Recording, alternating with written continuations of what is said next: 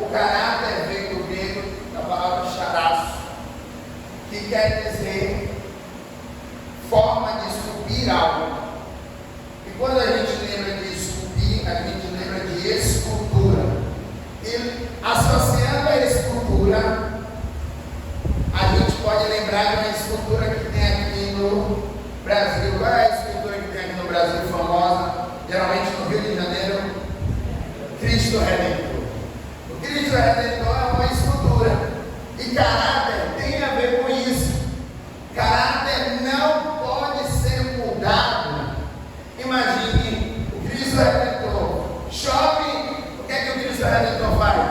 Começa a dobrar os braços e sentir frio. É isso que ele faz? Não. Faz sol, ele começa a se abanar. É isso que o Cristo Redentor faz? Não. Por quê? Porque ele tem algo firme ali. Ele é uma escultura. E caráter tem a ver com isso, com firmeza, com propriedade. E você precisa ter um caráter firme. Eu preciso ser firme nos meus posicionamentos quanto a Cristo. E caráter fala disso, fala de firmeza, fala de constância. Está sempre ali, está sempre assim. E na informática também nós temos um negócio também chamado caracteres. Não sei se você já percebeu isso. E o caracteres é justamente as teclas que a gente digita. E caracteres vem da palavra caráter.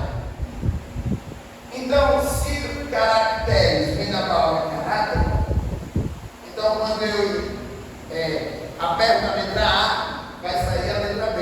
É isso que vai acontecer? Não. A é A, B é B. Você precisa entender que A é A. Eu não vou apertar B e vai aparecer a letra H. Não. A é A, B é B. Caráter fala disso, de firmeza, segurança. E se A é A, ser cristão é ser cristão. Não tem como eu ter pé lá e pé cá. Isso fala de firmeza e de constância. Eu preciso ser firme, eu preciso ser constante nas minhas decisões, principalmente decisões espirituais. E é sobre isso que o caráter tem a ver. E antes, e para darmos início, vamos lá em Mateus.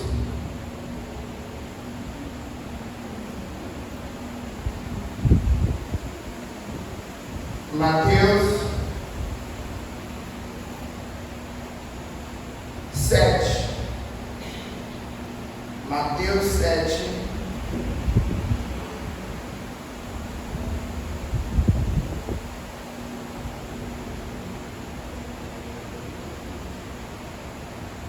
A partir do versículo 24.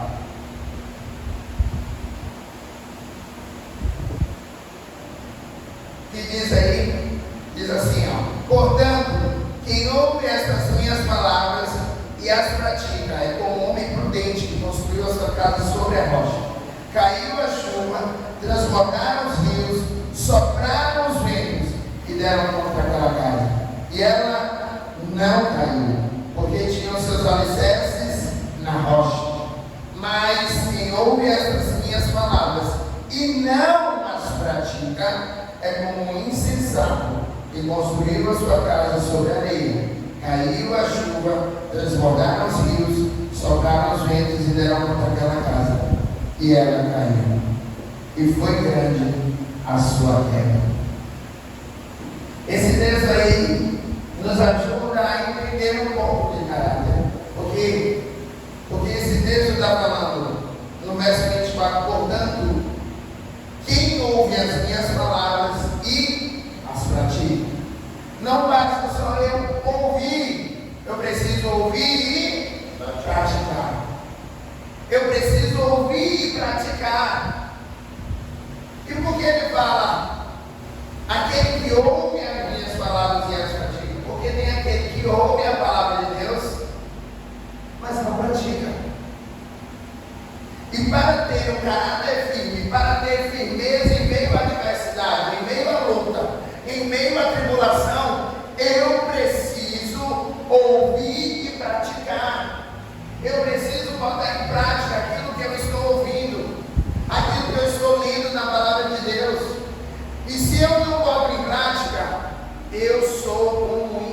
insensato. Eu sou como insensato, que faz o quê? Que constrói a casa sobre a areia. E aquele que constrói a casa sobre a areia, o vento, tudo que vem sobre aquele que constrói a casa sobre a rocha, também vem sobre aquele que constrói a casa sobre a areia. Note que os problemas virão, independente de como é o seu caráter.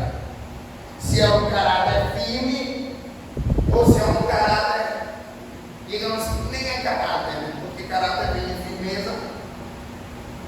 Então, se você tem algo, uma hora lá em cima, outra hora lá embaixo, nem é caráter.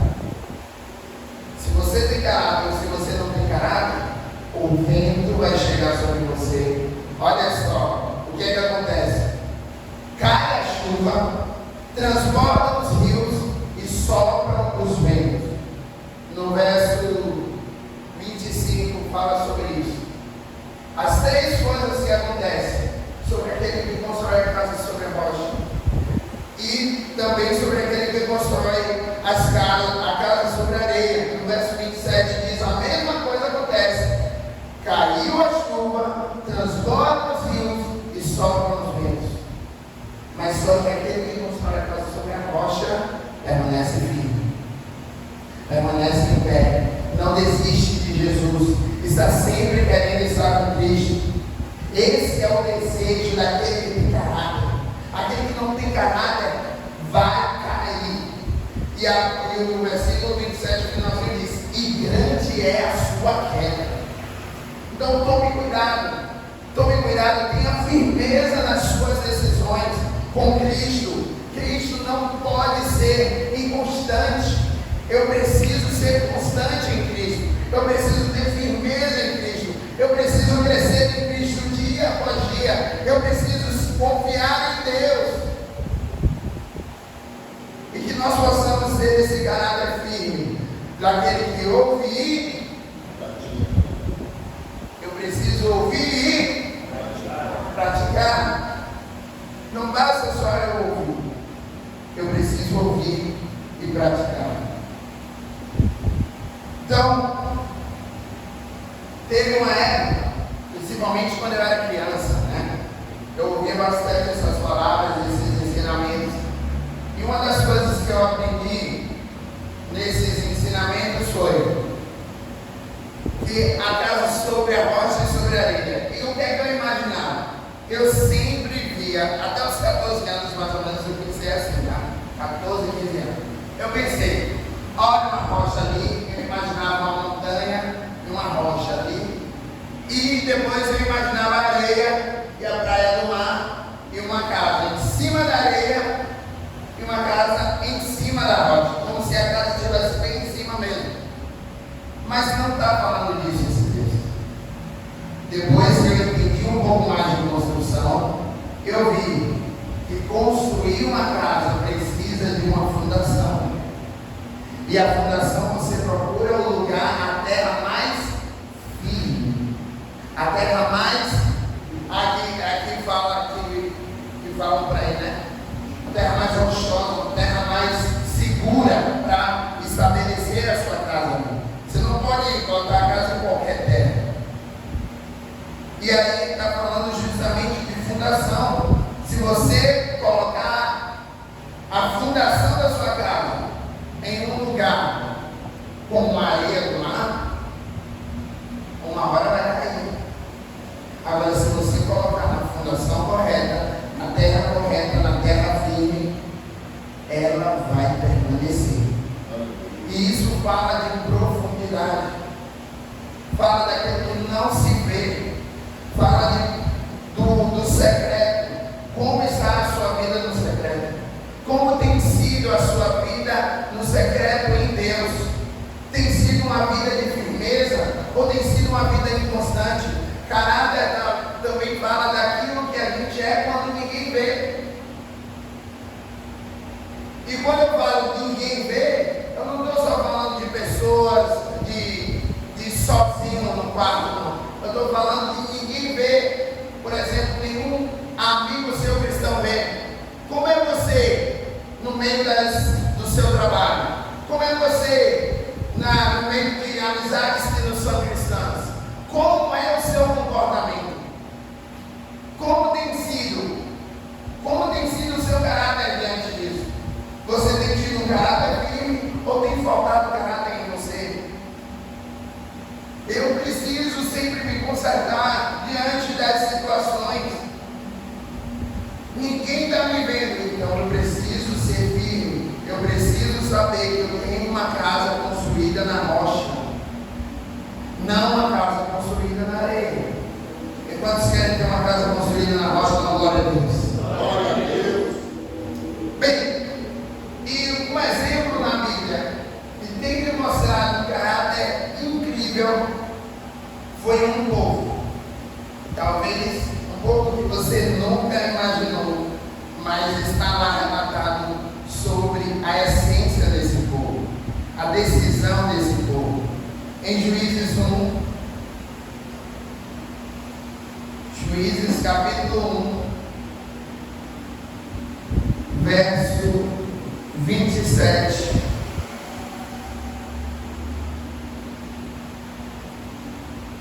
e 28. Juízes 1, verso 27 e 28. Diz assim: Manassés, porém, não expulsou o povo de Bet-Sean, nem o de Taanac, nem o de Dó, nem o de Ibleam, nem o de Megiddo, nem tampouco os dos povoados ao redor dessa cidade, pois os cananeus estavam decididos a permanecer naquela terra. Quando Israel se tornou forte, impôs trabalhos forçados aos cananeus, mas não os expulsou completamente. Note aí um povo que tinha um caráter firme. Que povo era esse? Os cananeus. Eles estavam decididos. Eles estavam decididos a ficar ali naquele lugar. E a gente precisa entender que a nossa decisão determina muita coisa. Aí está falando do povo de Manassés. O povo de Manassés era parte, era a tribo de Israel. E esse povo de Manassés estava conquistando algumas terras. E as terras eram conquistadas, né? Eles ganhavam as vitórias, ganhavam as batalhas. E ele conquistava a terra. Algumas pessoas acabavam sim morrendo, mas quando eles conquistavam aquela terra, tinha um povo que não queria sair, estava decidido a não sair daquelas terras, e eram os cananeus.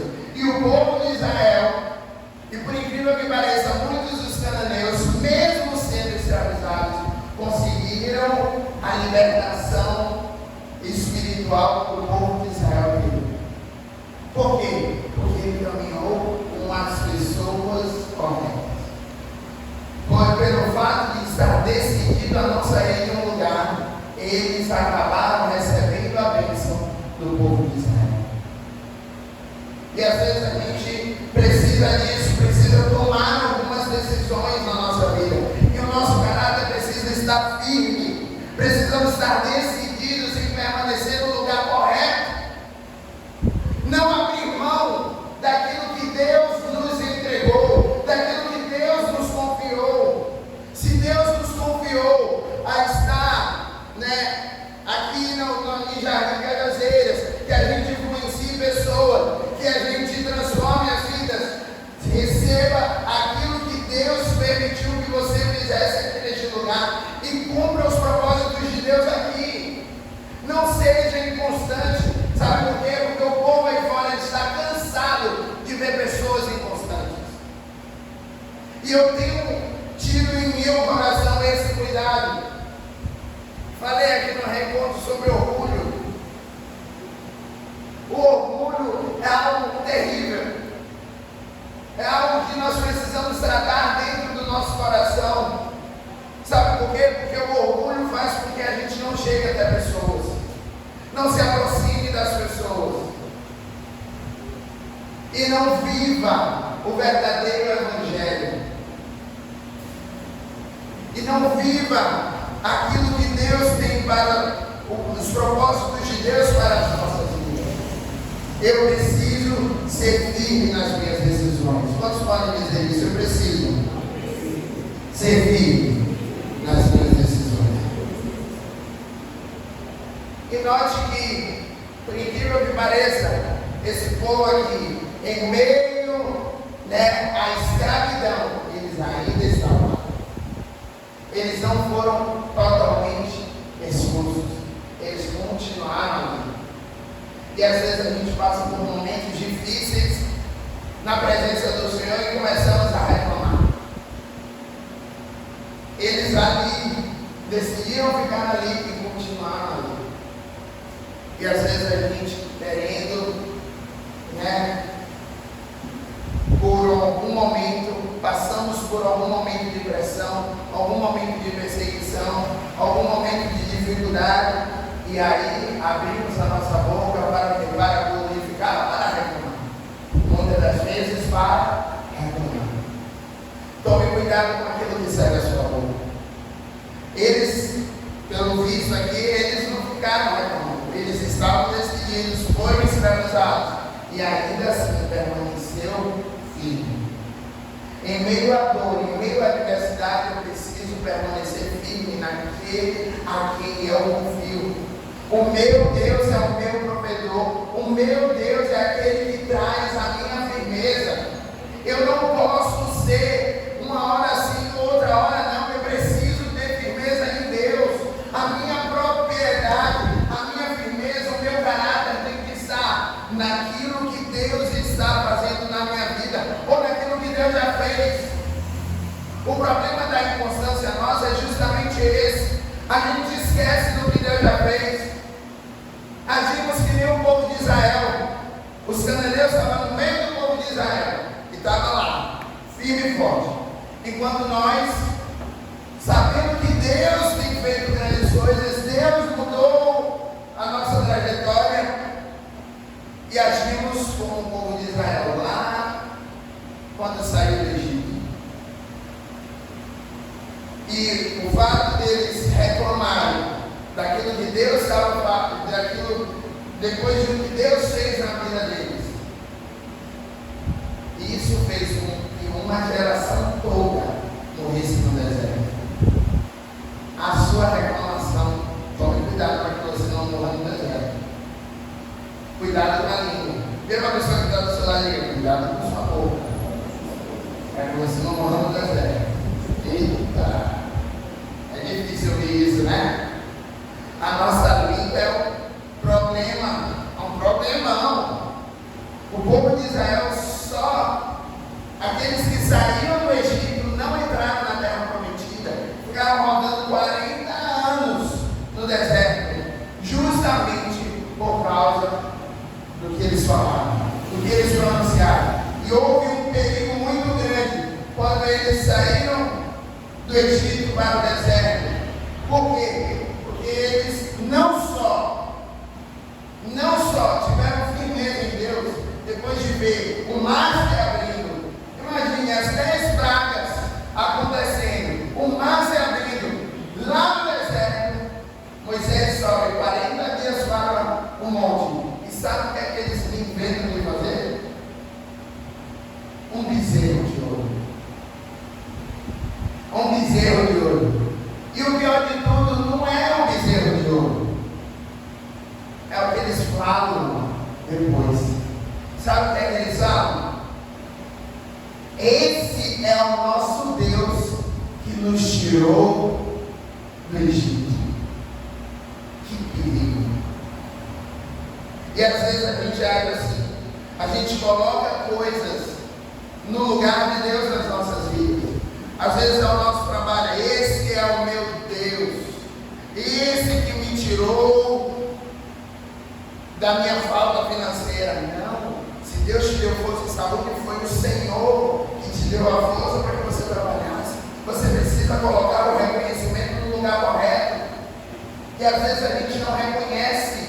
E às vezes no meio da prova, no meio da dor, no meio da tribulação, a gente acaba, em vez de agradecer no meio da prova, que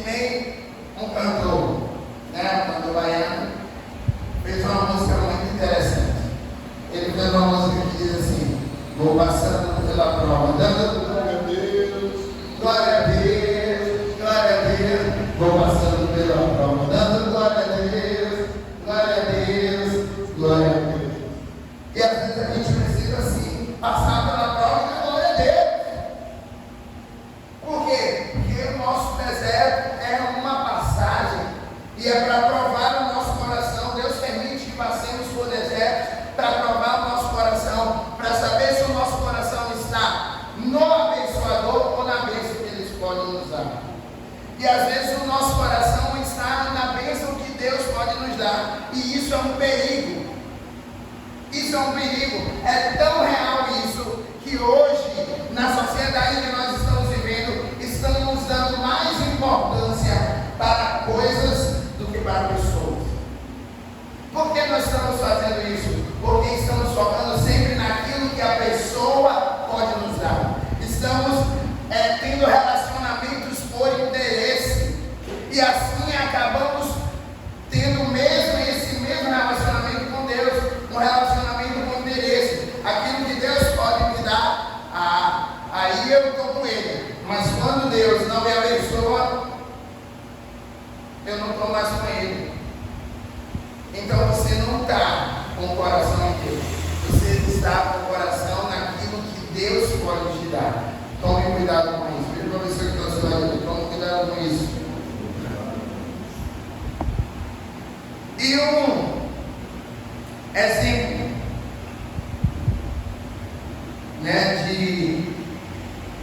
de caráter e de firmeza está lá em Salmos 92, 12.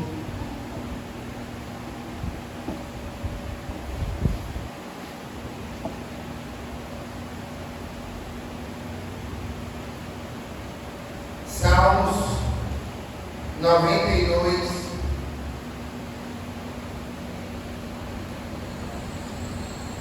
12. Diz assim: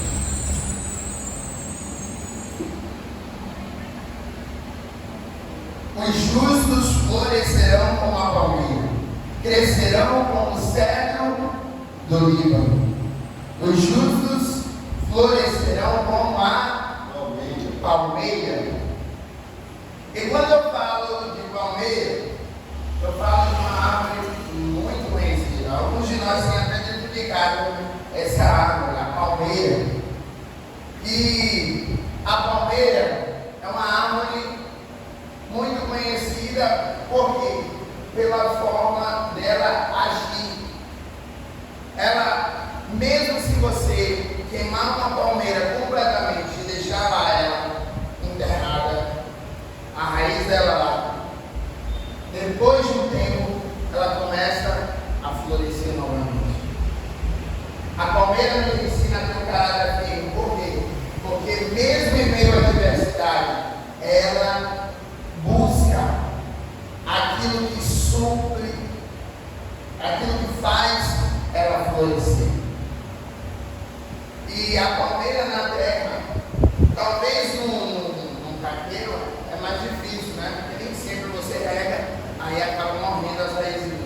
Agora, ela na terra mesmo, ela consegue crescer bem mais e também a raiz dela vai até onde achar água. E isso fala também de profundidade. Olha a importância de buscarmos aquilo que vai suprir a nossa necessidade.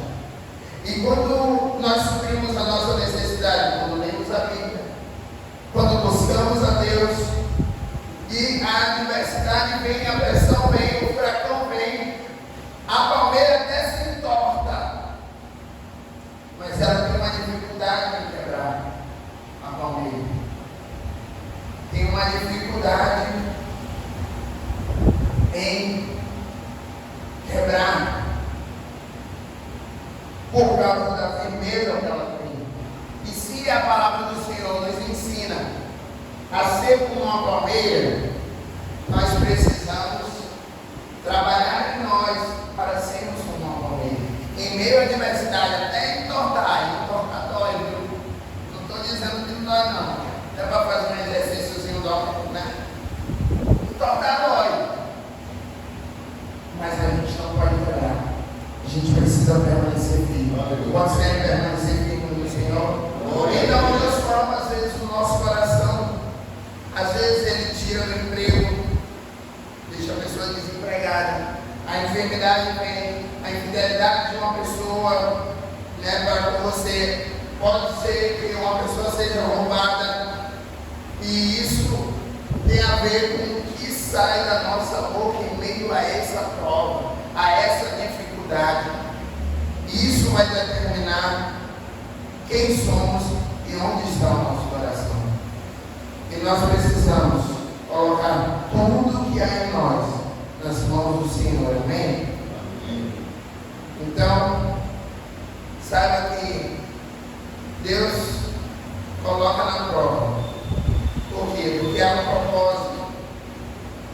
Há um propósito atrás da prova. Porque atrás da prova há uma promoção. Toda vez que você passa por uma prova, pense. Toda vez que você acerta numa prova, o que acontece? Você vai bem, não é não? Você pode passar para o outro nível. Um nível ainda maior. E talvez a sua prova no outro nível seja uma prova ainda maior. Mas se você não passa na primeira prova, se você reclama na primeira prova, tome cuidado, porque isso faz você cair como uma casa que é construída na areia. E a queda é grande.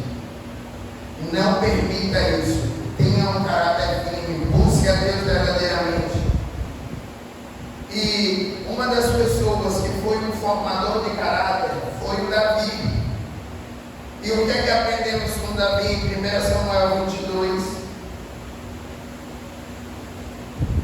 1 Samuel 22, 1 e 2.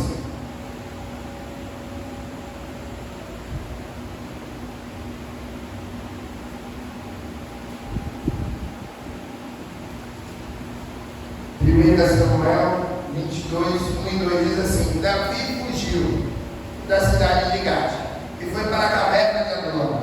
Quando seus irmãos e a família de seu pai souberam disso, foram até lá para encontrá-lo. Também juntaram-se a ele todos os que estavam em dificuldades, os endividados e os descontentes. E ele se tornou líder deles. Havia cerca de 400 homens com ele. Olha aí quem Davi foi.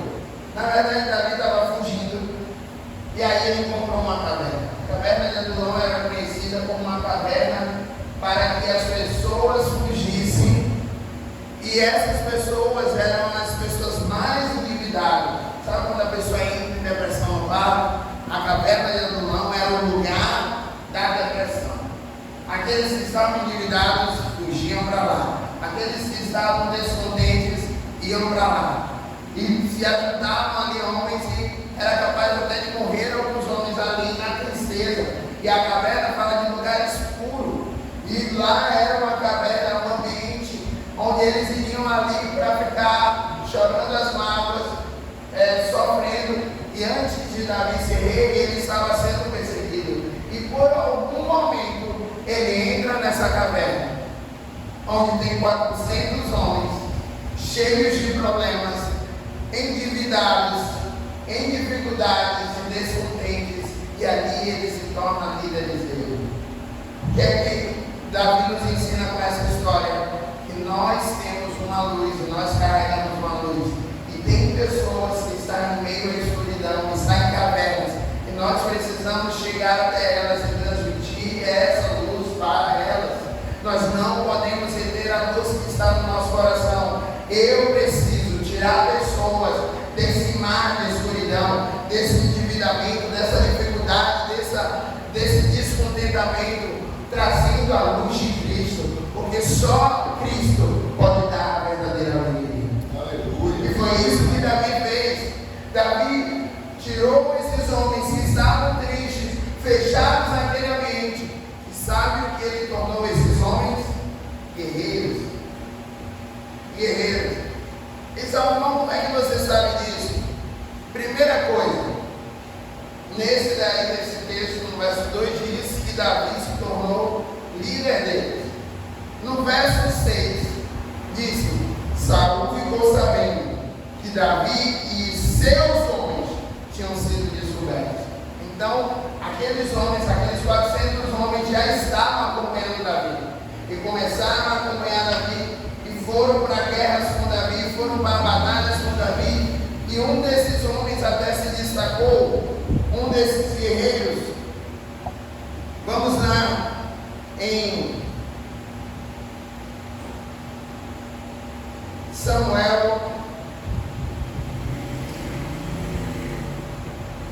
2 Samuel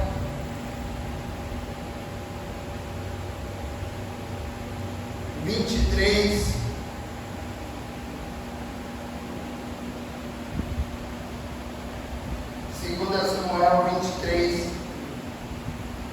verso 8. Estes são os nomes dos principais guerreiros de Davi: Jabezão, Tecmonita, chefe dos 3 guerreiros principais.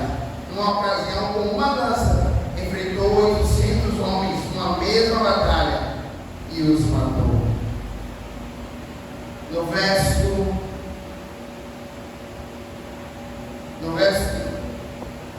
12, mas Samar tomou posição no meio da plantação, defendeu e derrotou os filisteus. Aí é outro guerreiro. E o Senhor concedeu-lhe uma grande vitória. Se você for olhar esse capítulo de 2 Samuel 23, tem vários guerreiros de Davi que ganharam várias batalhas. E esses eram homens endividados, homens que tinham problemas, mas a partir de que aprendeu sobre ter decisões, aprendeu a ser guerreiro, venceu grandes batalhas. E assim como ele, nós também poderemos vencer batalhas. Nós podemos ganhar as batalhas através do Espírito de Deus, através do Espírito de Deus que flui em nós e através de nós. E que nós possamos aprender que mesmo em meio à dor, mesmo em meio à dívida, mesmo em meio a tantas coisas, Deus nos sustentará para vencermos todas as batalhas. Aleluia. E uma pessoa que está na sua diga: Deus vai te sustentar. Deus vai te sustentar. Amém? E nós podemos aprender sobre isso com um homem chamado José. José passou por muita luta, por muita dor, por muitos problemas. Mas ele reclamou? Não há um texto que diz: e José reclamou. José foi lançado, na cova pelos irmãos, depois foi vendido como escravo. Não tem um texto na Bíblia dizendo que José murmurou. José foi vendido como escravo, imagina aí. Mas ele tinha um caráter firme. Eu preciso ter o caráter de José. Você pode repetir isso comigo? Eu preciso ter o caráter de José. E nós precisamos entender que às vezes o problema não é o problema. O problema na sua vida não é o problema. Sabe o que é o problema? É como você enfrenta o problema. O problema na sua vida, as preocupações na sua vida não é realmente o seu problema. O seu problema é como você vai enfrentar essas preocupações. É como você vai enfrentar essas dificuldades.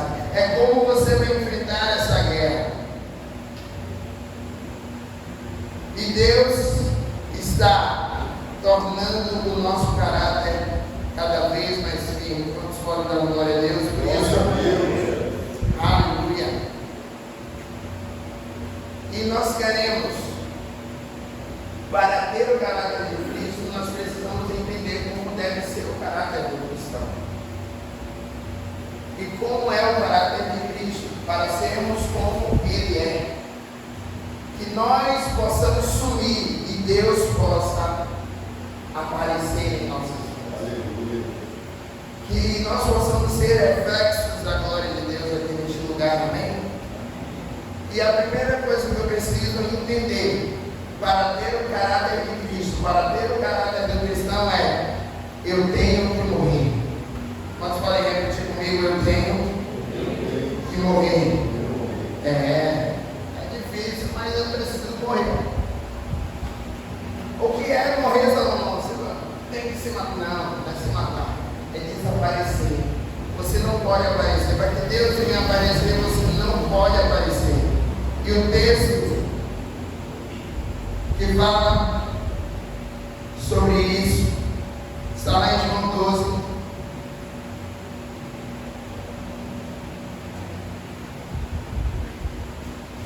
24. João 12.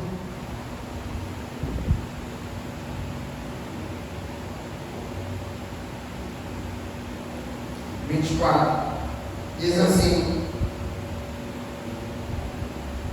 digo-lhes verdadeiramente que se o grão de trigo não cair na terra e não morrer, continuará ele só, mas se morrer, dará muito fruto. Você quer dar fruto para Deus? E quando eu falo fruto, não é só pessoas, vidas é importante, mas como eu falei, é importante dar fruto também no secreto. Eu só posso ganhar vidas se eu tiver vida no secreto. Não tem como uma coisa caminhar sem a outra. Eu só vou ter novas pessoas, só vou dar fruto se primeiro eu morrer para mim mesmo e buscar em Deus aquilo que eu necessito para alcançar as outras vidas. E isso é um dos frutos. Mas além do fruto de ganhar vidas, frutos de amor, de paz, aquilo que você tem dentro de você. Se você quer dar fruto, você precisa morrer e Deus precisa aparecer. E que você possa dizer: não vivo, assim como Paulo falou, não vivo mais eu, mas Cristo vivendo. Que nós possamos falar mais dele e menos de nós, amém? Quantos podem falar isso? Mais dele e menos de nós. Então, a primeira coisa é morrer. Eu tenho que morrer. A segunda coisa é estar na presença de Deus. Eu preciso estar na presença de Deus, independente das circunstâncias, independente do momento. O nosso maior problema como cristão, e o que afeta o nosso caráter de cristão, não é a gente ir à igreja. Não é, porque na igreja a gente está na presença de Deus. Não é a gente ir à célula, porque na célula a gente está na presença de Deus. O nosso maior problema como cristão é o que fazemos quando saímos da igreja. Como tem sido o nosso comportamento lá fora? Como quem está lá fora tem nos visto como verdadeiros cristãos, aqueles que buscam a palavra de Deus, ou como pessoas que não são firmes, pessoas que não são constantes. Eu preciso ter firmeza na presença de Deus, eu preciso andar na presença de Deus, eu preciso caminhar na presença de Deus. E a presença de Deus eu tenho que carregar para onde eu for. É meu trabalho, eu preciso levar a presença de Deus. É na escola, eu preciso levar a presença de Deus. É dentro de casa, eu preciso levar a presença de Deus. Eu preciso estar na presença de Deus. E quantos querem estar na presença de Deus? Aleluia. Glória a Deus. Às vezes a gente quer estar na presença de tanta coisa, de um Facebook, de um Instagram. Agora, diante da presença de Deus, a gente não caminha. Até quando nós vamos mexer no Facebook, até quando vamos mexer na internet, nós temos que tomar cuidado, porque nós precisamos estar cientes de que Jesus está conosco. Amém? Amém. Primeira coisa, preciso morrer. Segunda coisa, estar na presença de Deus. Terceira coisa, preciso obedecer. Eu preciso o quê? Obedecer. E quando falamos de obediência, é algo tão difícil. Sabe por quê? Porque a nossa cultura não aprendeu a obedecer. Nós somos rebeldes. E nós temos que tomar cuidado nisso no coração. Sabe por quê? Porque foi assim que Satanás foi expulso dos céus, através da rebeldia. Às vezes você pode ter um pensamento contrário à sua liderança, mas não alimente pensamentos contrários à sua liderança, porque de um pensamento contrário pode se tornar. Não estou dizendo que a gente não vai ter pensamentos contrários, mas esse pensamento contrário constantemente em você pode se tornar uma rebeldia, uma rebelião, e aí você acaba se tornando como Satanás. Complicado, né? em nossos corações, nós nos tornamos como Ele. Por quê? Porque alimentamos a rebeldia em nosso coração. Ideias contrárias, vamos ter conversa com sua liderança. Meu líder, isso e isso, tem isso e isso. E no máximo tente entender. Quando nós não conseguimos obedecer a nossa liderança, é porque nós não vemos Jesus na vida delas. Se nós temos dificuldade em obedecer a nossa liderança, é porque nós não vemos Jesus na vida de nossos líderes. E nós temos que tomar cuidado com isso. Porque se eu não obedeço, é porque eu tenho algo contra eles. É a mesma coisa de Jesus. Se eu não ouço a palavra dele e faço o quê? Pratico. Praticar é obedecer. Se eu não ouço e não pratico, eu não estou obedecendo. Eu estou construindo a minha casa sobre a areia. E se eu não pratico construindo a casa sobre a areia, vai vir a pressão do dia a dia, vai vir os ventos fortes, vai vir a tempestade, e o que é que vai acontecer comigo? Eu vou cair. Eu vou cair. E às vezes a queda é tão grande que fica difícil se levantar diante de Deus. Seria maravilhoso. O nosso problema não é que a gente não consegue estar distante de Deus, é porque em meio à queda, nós às vezes não conseguimos nos levantar. Então, por isso que a palavra do Senhor diz: aquele que está de pé, tome cuidado para que não caia. Então você precisa estar atento. Se você está de pé, você precisa estar atento para não cair. E você precisa obedecer. Obedecer a Deus, primeiramente. Obedecer a seus pais. E obedecer a sua liderança. Se você tem dificuldade de obedecer a sua liderança que você vê e aos seus pais que você vê, para obedecer a Deus vai ser mais difícil ainda. Porque Deus você não está vendo. Se você não consegue ouvir seus pais e sua liderança, você nunca vai conseguir ouvir a Deus. Tome cuidado com aquilo que há dentro de você. Não permita pensamentos contrários contra os seus pastores, contra a sua liderança. Amém? Amém? Amém. Quarto e último que eu preciso ter para ter um caráter firme. Primeira coisa, eu preciso morrer. Segunda coisa, estar na presença. Terceira coisa, obedecer. E quarto e último, preciso de um arrependimento genuíno. Eu preciso me arrepender genuinamente. Para o meu caráter ser firme, eu preciso me arrepender de verdade. Arrependimento não é algo passageiro. Arrependimento é aquilo que traz constância dentro do meu coração. Arrependimento é aquilo que me traz firmeza em Deus. O maior problema de Adão, já falei isso aqui. O maior problema de Adão não foi ele comendo fruto. Nunca foi sobre isso. Nunca foi ele errar. Porque nós estamos suscetíveis a ele. O problema de Adão foi não se arrepender. E o nosso problema, muitas das vezes na nossa vida, é a falta de arrependimento através do orgulho. Nós não conseguimos assumir que erramos. Mas nós precisamos diante de Deus dizer: Deus, eu errei. Eu assumo o meu erro. E orar ao Senhor. Pedir a Ele que haja transformação em meu interior. Que haja transformação dentro de mim. Todos os dias. Arrependimento. Eu preciso me arrepender todos os dias. Coloque-se sempre diante do Senhor. E se arrependa. Se arrependa sempre e constantemente. Busque o arrependimento em Deus. Amém? Amém. E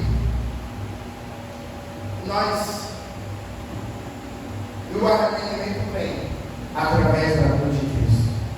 Quando entendemos que Jesus morreu na cruz do Calvário. E hoje eu sou livre do meu pecado.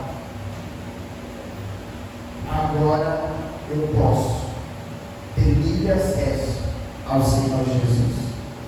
E agora eu posso me quebrantar diante dele. E diante da cruz, eu entendo que é menos de mim e mais do Senhor. Menos de mim e mais dele em minha vida. Que sempre seja sobre isso. Sempre mais do Senhor e menos de mim. Eu preciso morrer e que ele venha prevalecer em minha vida. Amém?